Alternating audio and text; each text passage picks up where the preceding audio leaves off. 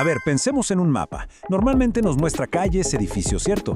Pero, ¿y si un mapa pudiera mostrarnos algo más profundo? Hoy vamos a explorar una idea, bueno, bastante radical. Una cartografía espiritual de Filadelfia.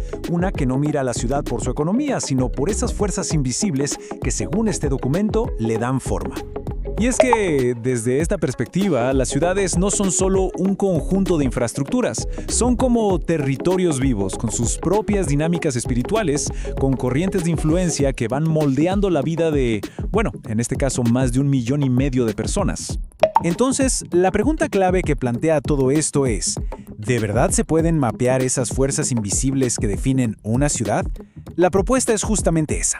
Imaginar un mapa que nos muestre no solo dónde están las cosas, sino por qué se sienten como se sienten en un lugar como Filadelfia. Para empezar a leer este mapa tan particular, primero tenemos que entender lo que el documento llama la doble voz de la ciudad. Es como un conflicto de fondo que define toda su atmósfera. Y aquí está esa tensión, clarísima. Por un lado está el ideal, la voz de pacto. El mismo nombre, Filadelfia, significa amor fraternal. Esa es su promesa fundacional. Pero por otro lado está la realidad, la voz de fragmentación. Una ciudad con fracturas, con un cansancio social palpable, con un choque de atmósferas. Es esta dualidad la que define el territorio. ¿Y esta tensión, de dónde viene?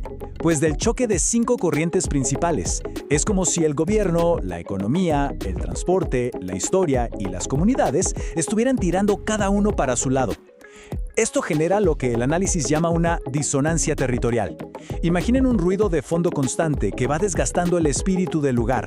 Ahora, para poder navegar este mapa, necesitamos entender su leyenda, sus símbolos. Este análisis usa una terminología muy específica para identificar los puntos de poder. Pensemos que esta es nuestra guía para entender el terreno que vamos a recorrer. Primero, tenemos los tronos. Y no estamos hablando de algo literal, de reyes o castillos. Se refiere a los centros neurálgicos de poder, el distrito financiero, las sedes de gobierno, las grandes universidades.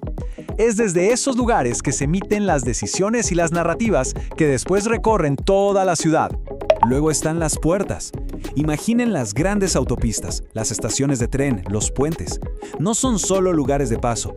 Desde esta óptica son los canales que regulan el flujo de ideas, de cultura, de economías y también de atmósferas espirituales.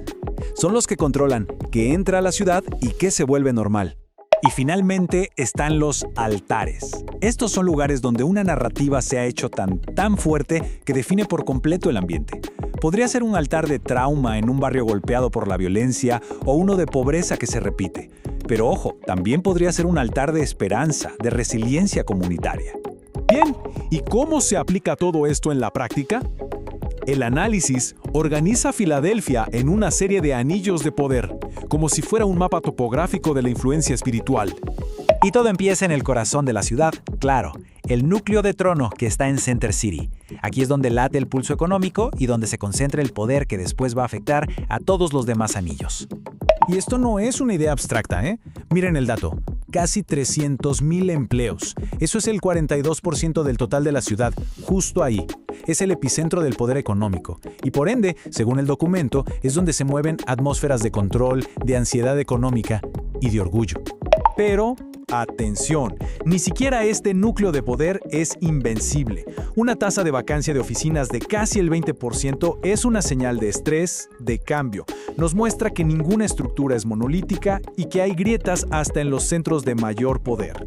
Rodeando ese núcleo financiero, el mapa identifica otros anillos. Está el cinturón institucional, con las universidades y hospitales que crean las grandes narrativas. Luego, los corredores de movilidad, que distribuyen esas influencias. Después, los cinturones residenciales, donde la gente vive las consecuencias en su día a día. Y finalmente, las puertas históricas, que anclan la memoria colectiva de la ciudad. Pero este mapa no es solo para mirar, no. El documento también propone un plan de acción muy concreto. Es como una ruta operativa diseñada para, en sus propias palabras, sanar la atmósfera de la ciudad. Lo llaman el Protocolo 731. Y es un marco súper estructurado, 7 días de preparación, de investigar, 3 días de acción directa en el terreno y un acto final para, digamos, establecer una nueva atmósfera. Y la fase de acción tiene una lógica muy clara, muy estratégica. El día 1 se enfoca en el trono de poder en Center City. El día 2 se mueve hacia los corredores y puertas que distribuyen esa influencia. Y finalmente, el día 3 llega a los altares en los barrios, buscando la restauración comunitaria. La estrategia va de adentro hacia afuera, del centro a la periferia. Y este es un punto crucial, una regla de oro del documento. La intervención nunca es contra los habitantes de la ciudad. No se trata de juzgar a la gente, para nada. La idea es confrontar atmósferas, estructuras injustas, dinámicas negativas. Por eso insiste en que se requiere una actitud humilde y de servicio. Todo esto nos lleva a la misión final, al objetivo último de esta cartografía y su protocolo: buscar una transformación profunda tanto del carácter espiritual como del tejido social de Filadelfia. Esta declaración del propio documento lo resume todo. La intención es reemplazar atmósferas de temor y codicia por unas de justicia y rectitud, y traer reconciliación y verdad a una ciudad que, como vimos, está marcada por la fractura. Esta tabla lo sintetiza perfectamente. La meta es mover a la ciudad de un estado de tensión, definido por la fractura y la fatiga, a uno de alineación. Con una economía justa, con barrios que puedan respirar, con una memoria histórica que sea redimida. Al final, todo se reduce a esta pregunta. Más allá de las creencias personales, este mapa nos obliga a pensar: ¿será que las ciudades tienen una dimensión que va más allá de lo que vemos? Y si es así, ¿podría un enfoque tan deliberado como este realmente influir en su destino? Es algo para reflexionar.